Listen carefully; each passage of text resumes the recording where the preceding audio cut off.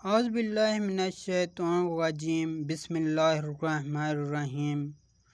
आज ये फिज़ियोलॉजी का हमारा इजी फार्मेसी पे दूसरा लेक्चर है। अगर आप लोगों ने मेरा पहला लेक्चर नहीं देखा तो मैं डिस्क्रिप्शन में लिंक दे दूँगा, आप लोग वहाँ से देख सकते हैं। हमने पहले लेक्चर में बात की थी chemical composition of human body. आज हम यहाँ बात करेंगे सेल ऑर्गेनेलिज पे। सबसे पहले हम बात करेंगे यहाँ फिजियोलॉजी के। फिजियोलॉजी एक ऐसी ब्रांच है जिसमें हम लिविंग ऑर्गेनिज्म में जितने भी फंक्शन परफॉर्म होते हैं उनकी स्टडी करते हैं, और जितने भी लिविंग ऑर्गेनिज्म के पार्ट्स हैं उनमें भी जितने फंक्शन होते हैं उनकी भी स्टडी करते हैं।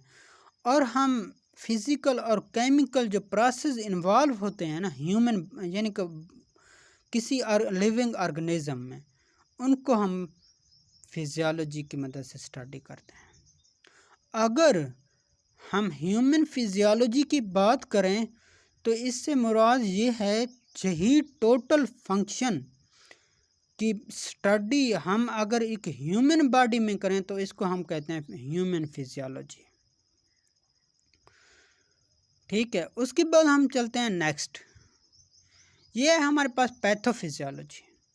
पैथोफिजियोलॉजी में हम स्टडी करते हैं जितने भी बॉडी में डिसऑर्डर होते हैं, यानी बॉडी के जितने भी फंक्शन हैं उनमें किसी एक में डिसऑर्डर होता है तो उसकी स्टडी को हम कहते हैं पैथोफिजियोलॉजी। और क्लिनिकल मेडिसिन की बेसिस वगैरह की स्टडी को भी हम कहते हैं पैथोफिजियोलॉजी। उसके बाद हमारे पास आते हैं ह्यूमन बॉडी। ये हमारे पास एक कम्प्लेक्स सोसाइटी है जो हमारे पास डिफरेंशिएट सेल से यानी कि डिफरेंट सेल मिल के एक कम्प्लेक्स सोसाइटी बनाते हैं, उसको हम कहते हैं जो हमारे पास एक ह्यूमन बॉडी होती है। जो हमारे पास सेल भी होते हैं, उसमें टिश्यू भी होते हैं, ऑर्गन भी होते हैं, ऑर्गन सिस्टम भी होते हैं। इनको हम डिटेल में आगे जाके इनके बारे में बात करेंगे। सबसे पहले हमारे पास आते हैं सेल। सेल क्या होते हैं? ये हमारे पास एक स्मॉलेस्ट यूनिट होता है। इसमें ज़िंदगी के तमाम खसूसियात पाए जाते हैं। ह्यूमन बॉडी में ट्रिलियन ऑफ सेल पाए जाते हैं। अगर हम डेफिनेशन की बात करें तो ये हमारे पास structural functional unit of living organism है। इसकी एग्जांपल में हमारे पास आते हैं नर्व सेल, उसके बाद हमारे पास आते हैं ब्लड सेल, उसके बाद हमारे पास आते हैं बोन सेल। ये हमारे पास सेल है। सेल में हर चीज़ प्रेजेंट होते हैं, जैसे हमारे पास माइटोकॉन्ड्रिया हो गया, न्यूक्लियस हो गया, गोल्गी बॉडीज़ हो गए, राइबोसोम हो गए, एंडोप्लाज्मिक रेटिकुलम हो गए, लाइसोसोम हो गए, ये सारी चीज़ें प्रेजेंट होती हैं। ये हमारे पास सेल का स्ट्रक्चर है। उसके बाद हमारे पास ये डायग्रामेटिकली स्ट्रक्चर है। उसके बाद हम नेक्स्ट जाते हैं। ये हमारे पास करैक्टरिस्टिक्स ऑफ सेल लॉग है। सबसे पहले हम बात करेंगे सेल को ज़रूरत क्या है। सेल को हमें न्यूट्रिएंट्स की ज़रूरत होती है, ऑक्सीजन की ज़रूरत होती है। दूसरी बात करेंगे सेल क्या प्रोड्यूस करता है। सेल हमारे पास यानी अपनी एनर्जी खुद पैदा करता है, जो हमारे पास यानी कि ज़रूरत होती है इसके ग्रोथ के लिए या रिपेयर के लिए या अदर एक्टिविटी के लिए। ये हमारे पास कार्बन डाइऑक्साइड और दूसरे जो मेटाबॉलिक वेस्ट प्रोडक्ट होते हैं इनको एक्सक्रीट आउट करवाता है।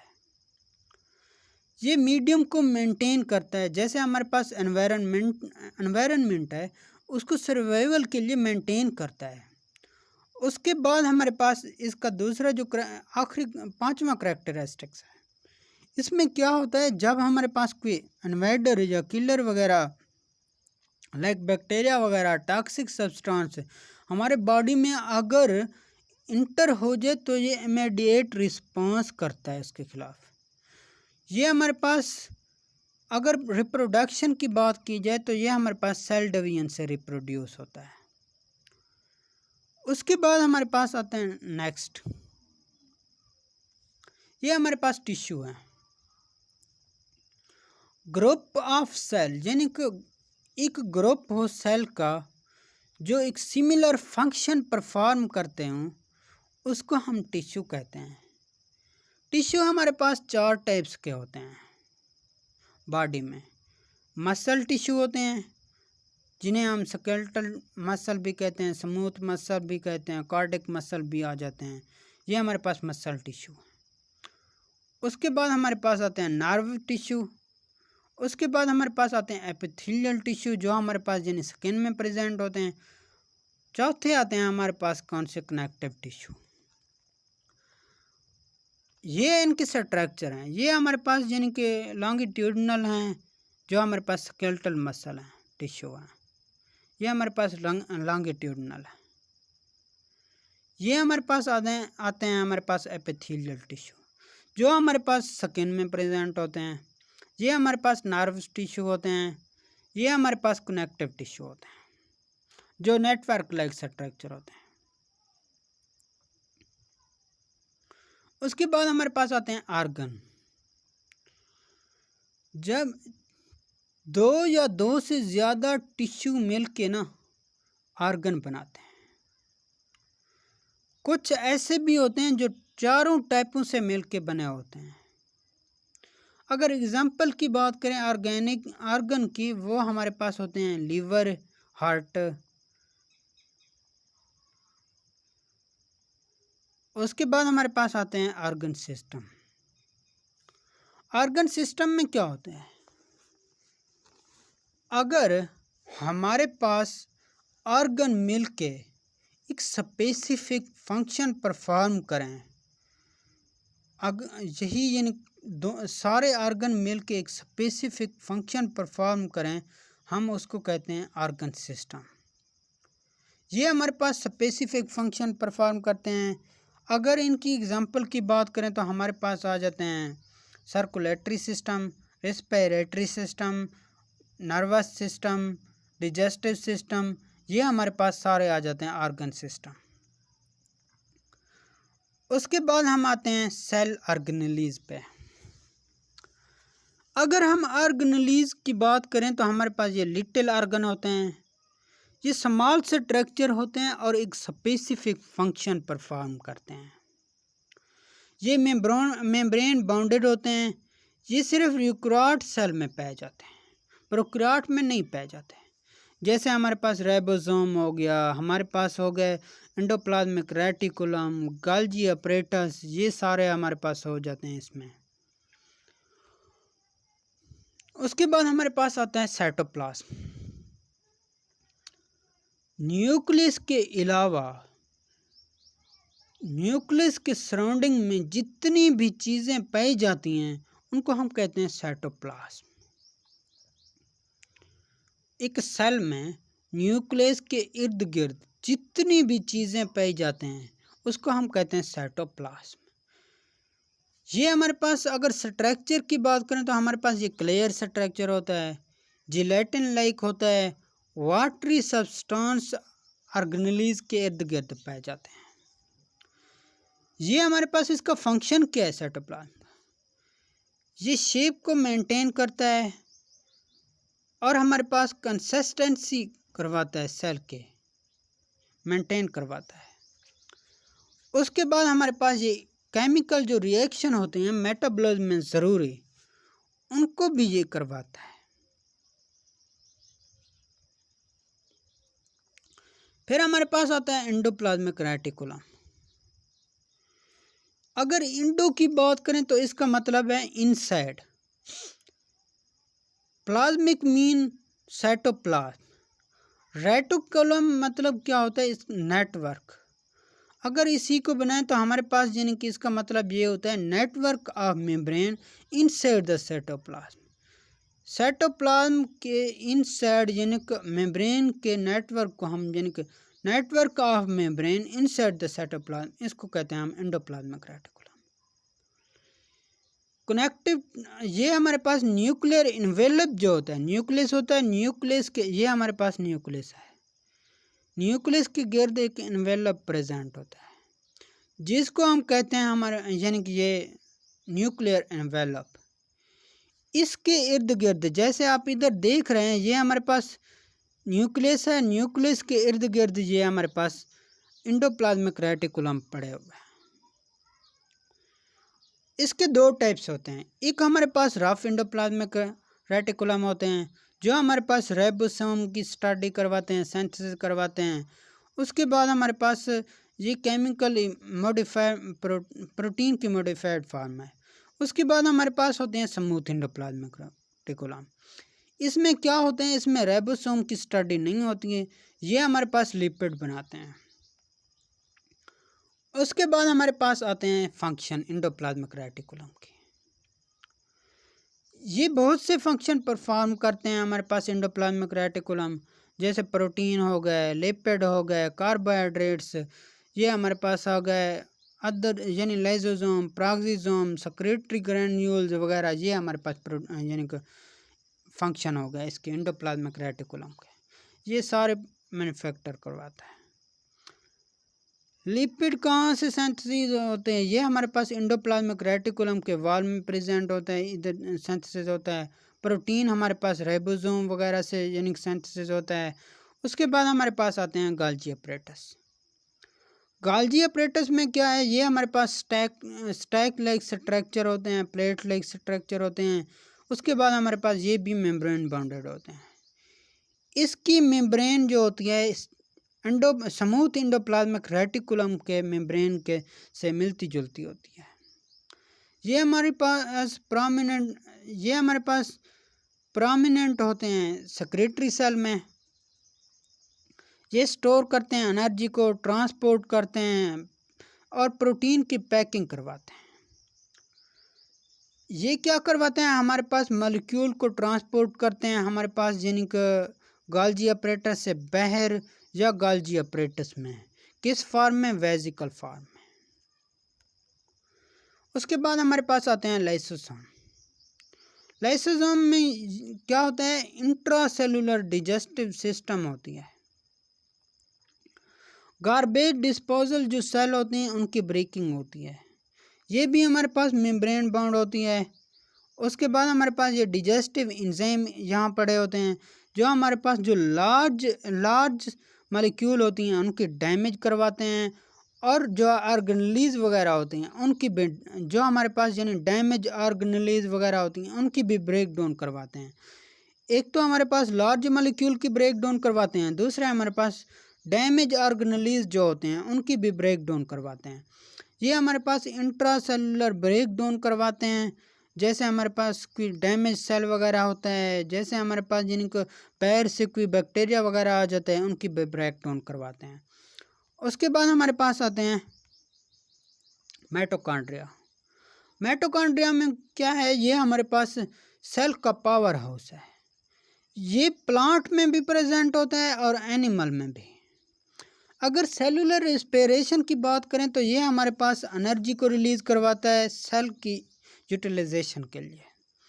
ये भी हमारे पास 2 मेम्ब्रेनस स्ट्रक्चर होता है। इसका आउटर मेम्ब्रेन होता है स्मूथ, इनर मेम्ब्रेन जो होती है ये हमारे पास फोल्डेड फॉर्म में होता है। इसकी वजह क्या है, ये हमारे पास सरफेस एरिया को यानी सेलुलर रेस्पिरेशन के लिए इंक्रीज करता है। ये हमारे पास प्रोवाइड करता है एडिक्वेट सप्लाई ऑफ एनर्जी, जो हमारे पास केमिकल रिएक्शन जितने सेल में जितने केमिकल रिएक्शन होते हैं ना उनके लिए ये एनर्जी प्रोवाइड करता है। उसके बाद हमारे पास क्या होता है, एक बार जब फूड सेल में इंटर होता है तो ये ब्रेक डाउन हो जाती है। स्मॉल पार्टिकल जो होते हैं ये हमारे पास माइटोकॉन्ड्रिया में चले जाते हैं, वहाँ पड़े होते हैं हमारे पास एंजाइम जो कार्बन डाइऑक्साइड और हाइड्रोजन आयन को रिमूव करते हैं। इस प्रोसेस को हम कहते हैं सिट्रिक एसिड साइकिल। उसके बाद हमारे पास यहाँ पड़े होते हैं ऑक्सीडेटिव एंजाइम सिस्टम, जो क्या करवाता है, हाइड्रोजन एटम की ऑक्सीडेशन करवाता है। दूसरे हमारे पास ये होता है एनर्जी को यूटिलाइज करके ये प्रोड्यूस करते हैं एटीपी। मिटोकॉन्ड्रिया को हम सेल्फ रिप्लिकेटिंग स्ट्रक्चर कहते हैं। ये यानी कि मिटोकॉन्ड्रिया की रीजनरेशन करवाता है, यानी कि नए मिटोकॉन्ड्रिया भी इसी से ही बनते हैं। यानी पुराना जो हमारे पास मिटोकॉन्ड्रिया होता है वो नए मिटोकॉन्ड्रिया बनाता है, इसलिए हम कहते हैं ये सेल्फ रिप्लिकेटिंग स्ट्रक्चर है।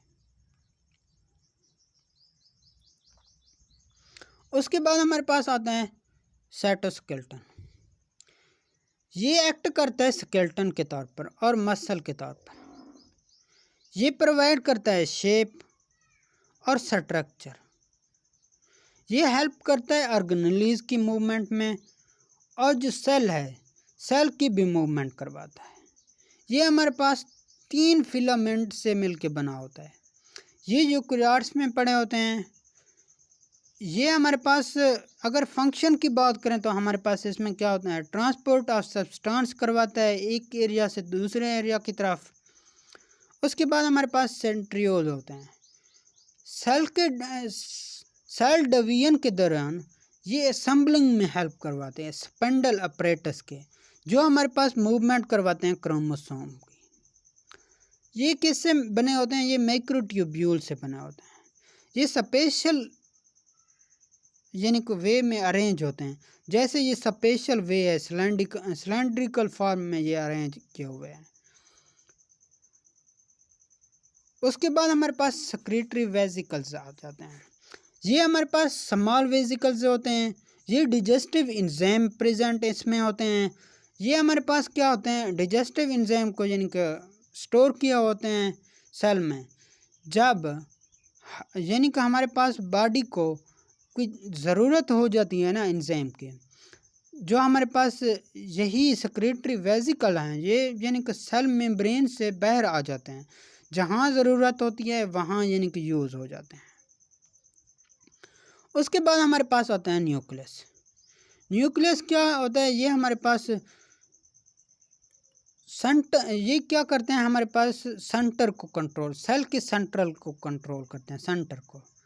ये हमारे पास ये इनकी इंफॉर्मेशन प्रोवाइड करते हैं केमिकल रिएक्शन वगैरह के लिए। उसके बाद इधर हमारे पास पड़े होते हैं डीएनए वगैरह, जो हमारे पास यानी कि सराउंड किए होते हैं। यानी कि हमारे पास जो न्यूक्लियस है ना, ये हमारे पास डबल मेम्ब्रेन स्ट्रक्चर से सराउंड किया होता है, जिसे हम कहते हैं न्यूक्लियर एनवेलप। इसके हमारे पास क्या होता है, इसको हम यानी कि इलेक्ट्रॉन यानी माइक्रोस्कोप की मदद से देख सकते हैं न्यूक्लियस को। उसके बाद हमारे पास हर सेल में एक न्यूक्लियस पड़ा होता है, लेकिन कुछ सेल ऐसे भी हैं उसमें हमारे पास यानी मैनी न्यूक्लियाई पड़े होते हैं। उसके बाद हमारे पास न्यूक्लियर एनवेलप आ जाता है। इसके बारे में मैं पहले बता चुका हूँ। ये हमारे पास क्या होता है, जो न्यूक्लियस होता है उसके गिर्द एक मेम्ब्रेन होता है, स्ट्रक्चर होता है। ये हमारे पास डबल मेम्ब्रेन स्ट्रक्चर होता है। ये हमारे पास फास्फोलिपिड बाइलेयर होता है, यानी इससे बना होता है। ये क्या करता है, हमारे पास रेगुलेशन कराता है, यानी ये एक्ट करता है सेमी परमेएबल मेम्ब्रेन के तौर पर। कुछ चीज़ें ऐसी होती हैं जिनको यानी पास करवाता है, कुछ चीज़ें ऐसी होती हैं जिनको पास नहीं करवाता। उसके बाद हमारे पास आ जाता है न्यूक्लियोलस। ये हमारे पास न्यूक्लियस का सबसे बड़ा एरिया है और डेंस एरिया है। ये क्या करता है, राइबोसोम को सेट प्रोवाइड करता है राइबोसोम की प्रोडक्शन के लिए। राइबोसोम जो होते हैं हमारे पास प्रोटीन सिंथेसिस करवाते हैं। ये हमारे पास रफ एंडोप्लाज्मिक रेटिकुलम के साथ या तो अटैच होते हैं या हमारे पास फ्रीली मूवमेंट यानी फ्लोटिंग करते हैं, फ्रीली मूवमेंट करते हैं। इसमें साइटोप्लाज्म में प्रेजेंट होते हैं फ्रीली। ये क्या होते हैं, इनमें कोई मेम्ब्रेन वगैरह नहीं प्रेजेंट होता। इसमें ये होता है, ये हमारे पास यानी कि न्यूक्लियोलस जो होता है वहाँ एक सेट प्रोवाइड करते हैं जो यानी कि राइबोसोम को जनरेट करते हैं, यानी मैन्युफैक्चर होते हैं जहाँ से राइबोसोम। थैंक यू, अल्लाह हाफिज़। अगर मेरा लेक्चर पसंद आया तो लाइक करें, शेयर करें, सब्सक्राइब करें। अब हम मिलेंगे नेक्स्ट लेक्चर के साथ। ओके, अल्लाह हाफिज़। अब मुझे इजाज़त दीजिए।